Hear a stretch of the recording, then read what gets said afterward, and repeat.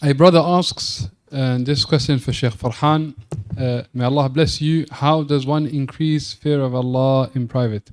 هذا السؤال للشيخ فرحان من الإخوة. يقول السائل: بارك الله فيك شيخنا، كيف أستزيد من خشية الله في الخلوات؟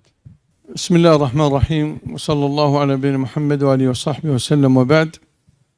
فإن الله سبحانه وتعالى يقول: إن الذين يخشون ربهم بالغيب لهم مغفرة وأجر عظيم. كما عرفنا في التفسير لهم أجر كبير، جزاك الله خير. كما عرفنا في التفسير فإن الخشية أعظم معنى من الخوف، إذ أن الخشية خوف مع هيبة، فأنت تخشى الله جل جلاله كما أنك تحب الله سبحانه وتعالى، فالله بيده كل شيء، فبيده النفع والضر. فإذا كنت تعرف أن الله سبحانه وتعالى بيده كل شيء فإنك تلجأ إلى الله في السراء والضراء، في السفر والحضر، في الصحة وفي المرض.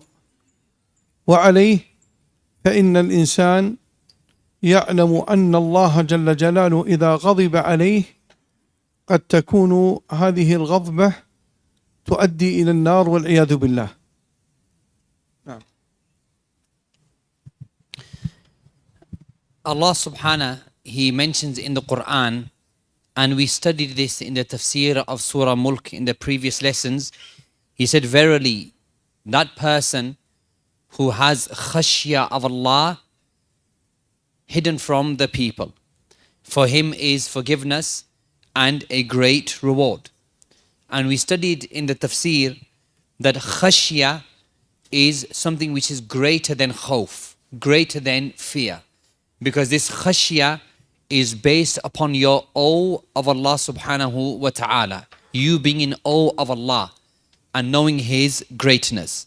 And just as you love Allah subhanahu wa ta'ala for everything which He has and does, then also you should fear Allah subhanahu wa ta'ala. So you love and you fear your Lord Allah because you know that in His hands is everything. All benefit and all harm, all good, all harm is in the hands of Allah subhanahu wa ta'ala. And if you know this, then you have khashya of Him subhanahu wa ta'ala in every state which you find yourself in. Whether you are in times of difficulty or times of ease, whether you are in good health or you are going through an illness, you love your Lord and also you have khashya. You have humility in front of your Lord subhanahu wa ta'ala. And you know inside you that your Lord, if He becomes angry with you, then this may lead to you entering into the fire. ومن أعظم أسباب الخشية أن تقرأ كتاب الله جل وعلا وتتعرف على أحوال المعذبين، فتعرف كيف يكون غضب الله سبحانه وتعالى. وكما قال الله تعالى: فكيف كان نكير. وشرحت ذلك في درس اليوم. فإذا أول سبب هو قراءة القرآن، وخاصة آيات العذاب التي فيها حتى يخاف الإنسان.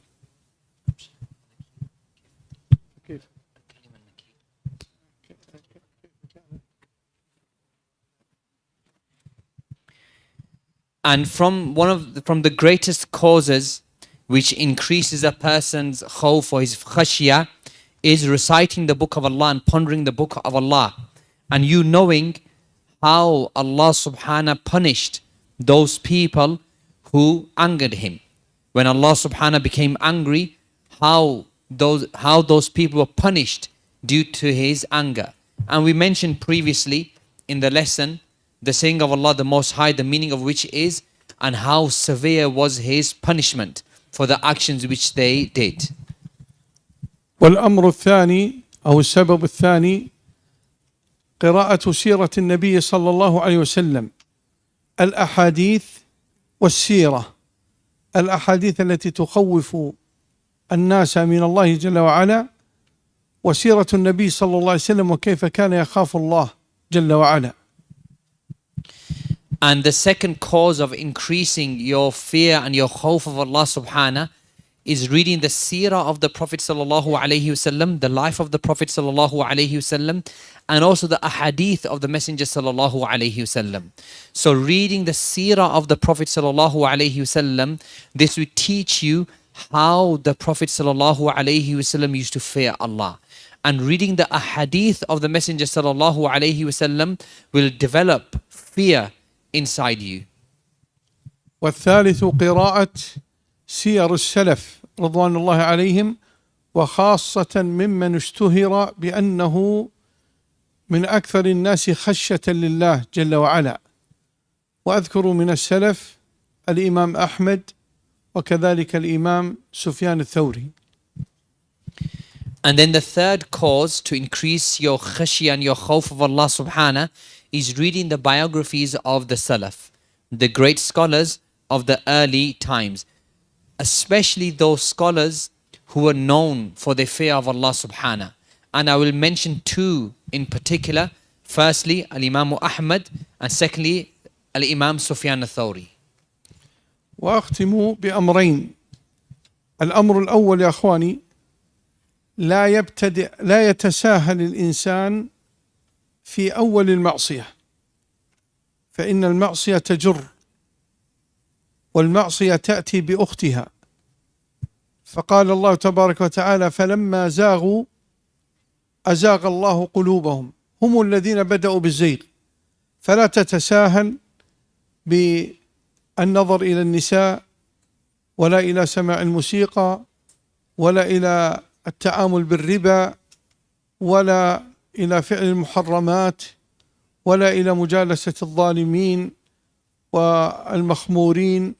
لا تتساهل في ذلك، قد يعاقبك الله سبحانه وتعالى بموت القلب، وهذه مصيبة. الأمر الثاني أن العلماء رحمهم الله ذكروا السبب في إخفاء الله سبحانه وتعالى غضبه من خلال هذه المعاصي. فإن الله سبحانه وتعالى أمهل رجلا قتل 99 نفسا فأمهله، بينما عذب رجلا كان يمشي مختالا بجبته وعباءته، فحصل له أنه خسف والعياذ بالله به، فقد غضب الله سبحانه وتعالى عليه. وامرأة حبست هرة فأدخلها الله سبحانه وتعالى النار. فهذا عمل قد يقال أنه قليل وصغير، لكن ما يدري الإنسان لماذا الله سبحانه وتعالى عذبها. لهذا يخاف الإنسان، قد تظلم إنسانا فيعذبك الله سبحانه وتعالى بهذا الظلم، وقد يظلم أناسا كثيرين فيمهله الله سبحانه وتعالى. فأمور يعلمها الله أنت لا تعلمها. فالخوف من كل المعاصي، ما تدري أي المعصية يهلكك الله سبحانه وتعالى بها. أسأل الله أن يحفظنا وإياكم من ذلك.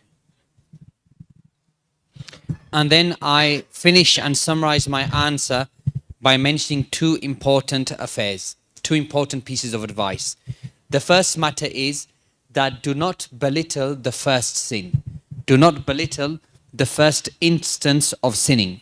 And this is because one sin gives birth to another sin. And one sin pulls a person to committing another sin. And the ulama say how one sin brings its sister, i.e. another similar sin. And Allah subhanahu mentioned in the Quran, when they deviated, then Allah caused their hearts to deviate. So this is the first point. That never belittle the first instance of sitting. Never. So therefore, do not look at the women in the first place, and do not belittle listening to music, and do not belittle dealing in riba, and do not belittle or minimize the muharramat, those matters which are haram, or sitting with the oppressors, or sitting with those who are intoxicated and the addicts, because one of these affairs may lead to a person's heart becoming hard and dying. And this is the greatest, most severe problem upon a person. Perhaps you sit with a person who is known for dhulm, for oppression, and this causes your heart to die. This is the first matter. The second matter is that you never know what is the sin due to which Allah subhanahu may punish a person. And this is why we find the stories of some people who were punished for a sin you may consider to be minor, and other people who were not punished for sins which you may consider to be major. So this is in the hands of Allah subhanahu wa ta'ala. The punishment of the sins is in the hands of Allah subhanahu wa ta'ala. We know the story of a man who murdered 99 men, and yet Allah subhanahu wa ta'ala delayed his punishment. He was not punished. And at the same time, we know the story of a person who walked with arrogance and dragged his garments with arrogance, and Allah punished him because of his arrogance and caused the earth to swallow him up. And yet you may consider this sin to be much less than that other sin. But a person should not belittle any sin. And we know the story of that woman who imprisoned a cat, and yet Allah subhanahu made her enter into the fire. And you may think that this is a minor mistake or a minor sin, and yet the severe was very punishment. So a person does not know what is the sin due to which Allah subhanahu may punish a person. You may find one person and one act of oppression from him, Allah subhanahu becomes angry with him and he punishes him. And you may find another person and he commits a lot of dhulm, and Allah subhanahu delays the punishment from this person. Allah subhanahu is more knowing of the severity of the sins, and therefore us as people, we should fear every sin, not only what we consider to be major, or it does not matter what we consider to be minor, rather every single sin we should fear Allah, because the punishment is in His hands. And I ask Allah to protect me and you and pardon me and you.